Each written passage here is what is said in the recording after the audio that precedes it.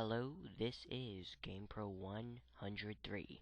I'm here to talk to you about a thing called climate change, otherwise known as global warming. This is going to be one of a two-segment video, I'm pretty sure. Uh, it's going to be the same name, except I'll just put a 2 behind it so it's easy for you, the person, to find. So, I'll start talking about it right now. I'll start off with renewable energies, like wind, solar, geothermal. Uh, I forgot what it's called. We just learned about it in class. It's something about waves, and they go and they turn a turbine. I don't know. There's only one station of those in North America, but it sounds pretty cool. There's yeah, hydroelectric.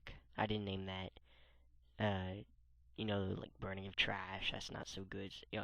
Yeah, that's not a renewable resource. But let's see. Also, that's probably all the ones I know right now. But I think I said wind. If I didn't, then I just said it. So my favorite is wind, as you can tell.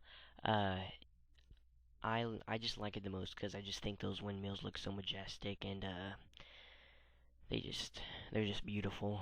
That's my opinion. Some people think they're ugly and noisy, but I'm pretty sure like starting in 2006 or 2007 they developed some that were silent. So I'm not 100% sure about that, but I think so. Uh and and I also heard about wind. The negative thing for wind is that birds and bats fly into the not the turbines, fly into the propellers sometimes and they get killed. And they said it was a mystery, but I think they know now it's because birds and because they set the windmills in places with high winds, right in a high wind area. Well, think of it as the Gulf Stream, how water flows really fast through the ocean in those certain areas. Well, wind basically acts the same way as water. So they put the windmills in those places, and the bats and birds want to fly in high wind places, and they just happen to get screwed in the same place. So that's one bad thing about the wind turbines. But on the plus side, you could always put them in places where there's not lots of um, bats or birds, like West Texas. Me and my dad, we were driving to West Texas, and I was sleeping, and he woke me up, and I was like, "What?" And he said, "Adam, look out the window. There's a bunch of wind turbines." And I looked. We for about like the next 10 minutes, we saw thousands of those wind turbines. I'm talking literally thousands of them, and they're on these big plateaus, and wow, they just look so cool. And we I pulled down the window, and I could not hear anything. And some of them were still being built, so that made me think that they're the new ones that were more silent and made less noise. So yeah, and so that's pretty much what I know about wind. Oh, another thing about wind, sorry.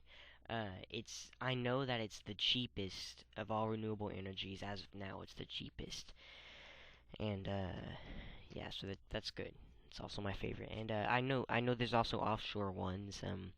I know they're building some by a city called Galveston, and it's an island city. It's on an island a little bit off the shore, and I think they are building some around Manhattan Island, some wind turbines, some wind farms offshore. And I think those are less dangerous to birds and bats. They might still be, but that's just my opinion. So yeah, that's basically what I know about wind. I'll just go to geothermal now. Geothermal, a lot of people say it does not hurt the environment at all, but that's actually incorrect. My science teacher told me that. I I went to her and I said, Mrs. I'm not going to use her full name, so I'll just say L. Mrs. L, how is geothermal bad for the environment? Why don't they use that along California and stuff? And she said, well, Adam, uh, the reason why they don't use it is because a lot of people are starting to figure out it's not good for the environment. I said, well, why? and she said because she said, wow, I like saying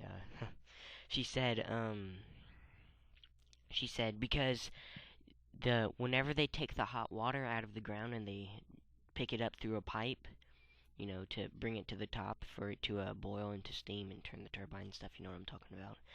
They it more more species of animals or insects or something are destroyed, killed, or affected in those pipes than you can affect on Earth. That's basically what she told me, and I believe her because she's a pretty smart person. And that's kind of scary, but I thought of my own way to do a geothermal plant. It might not be as efficient, but it's still kind of efficient. You could just run a pipe down by the hot water. Water would heat up. It could turn into steam if it's hot enough, and it could come back up. That's what I think you could do. But some most probably everyone's a dang critic, and someone's gonna say no, you can't do that. Let's stick to this. So that's yeah. So I don't know a lot about geothermal except for the fact that you can only use it on Hawaii, probably Yellowstone Park, and the California coast. But besides that, I don't think you can use it in that many places in America. But I'm trying to think. What else? Oh yeah. Okay, I'll just go to my next source. Solar. Solar is actually highly efficient. The only inefficient thing about it is that it's not cost efficient. It costs a lot of money to make them because the stuff they're made out of them starts with the S, but I forgot it because I'm tired. This stuff is really expensive, but I heard like every week it gets a little bit cheaper because they're finding better ways and that's more efficient and better to make it. And so yeah, so one day one day solar might be more cheaper than wind. So you never know, that could happen. But let's see. Yeah, so solar, the thing about solar, it's a little bit different from wind. You can't, well, actually it's kind of like wind. You can't put it on every single place on Earth. I mean, let's say I'm in the city of New Orleans. I'm in New Orleans, Louisiana, okay?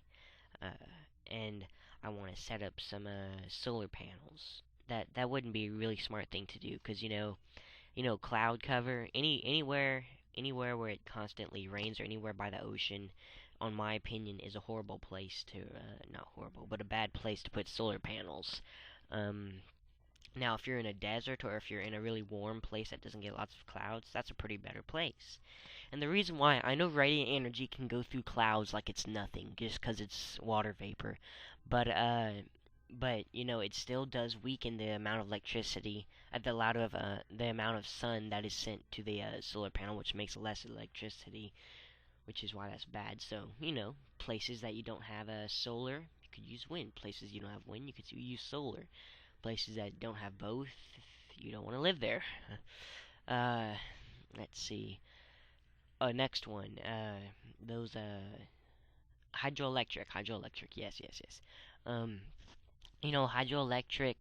Something I'm starting to figure out is that every single renewable energy, except maybe solar, affects the environment because hydroelectric. The Hoover Dam, all those dams that make electricity and stuff.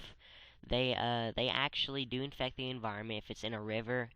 Behind it, the river has to turn into a lake behind the dam, and it also affects probably fish migration patterns, because fish will go into the ocean, then they'll come back out of the ocean, they'll go into the rivers, go upstream, and have their eggs for their babies to do the same thing.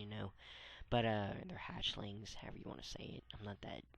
I don't have such a big vocabulary as some of most people that are smarter than me, but so yeah, but it does affect the environment, and hydroelectric surely does. I can guarantee you that. But it's also very good. But it'd be kind of aggravating to dam up every single river in America. That's why they're not making big dams like the Hoover Dam anymore. And I'm pretty sure in North America we all agreed not to do that. But look, my time's running out. I can only put 10 minutes of video on YouTube, so I'm gonna start my second section right now. Okay, so see you guys in the next section.